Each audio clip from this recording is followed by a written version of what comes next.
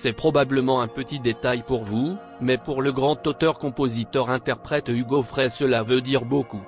À travers ses réseaux sociaux ce 29 juillet, l'ami de l'idole des jeunes a tenu à s'adresser à Pape Ndiaye, ministre de l'Éducation nationale en fonction depuis le 20 mai dernier.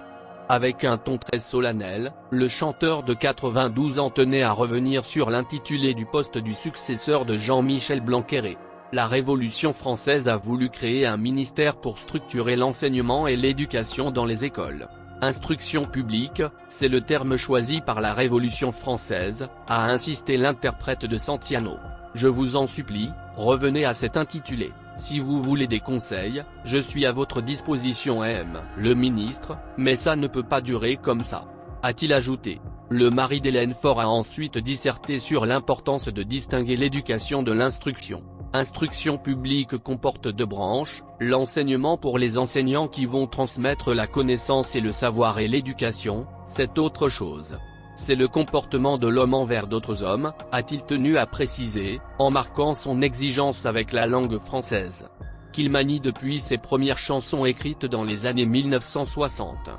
Pour expliquer davantage la différence entre les deux termes, Hugo Frey fait même appel à Albert Camus, qui disait « Tout ce que j'ai appris de la morale en philosophie, je l'ai appris sur un terrain de football ». Le chanteur souhaite, avec cette citation, démontrer que l'éducation devrait être confiée à des éducateurs spécialisés et non à des enseignants censés transmettre les connaissances et savoirs élémentaires. Quand est-ce que vous allez changer l'intitulé de votre ministère, s'interroge-t-il encore. Cet intitulé faux.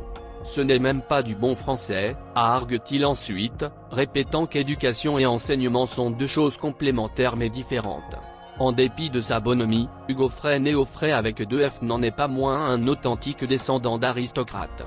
Désargenté, certes, mais aristocrate tout de même. Si son père, Henri Auffray est roturier, sa mère, Amiel de Cobilhau d'Andiran, est un pur produit de la noblesse castillane. Cadet d'une fratrie de 3 enfants, Hugo Frey voit le jour en 1929 à Neuilly-sur-Seine, banlieue déjà cossue de Paris et grandit entre un frère, Francisco, et une sœur, Pascale, qui fera carrière au cinéma sous le pseudonyme de Pascal Audrey.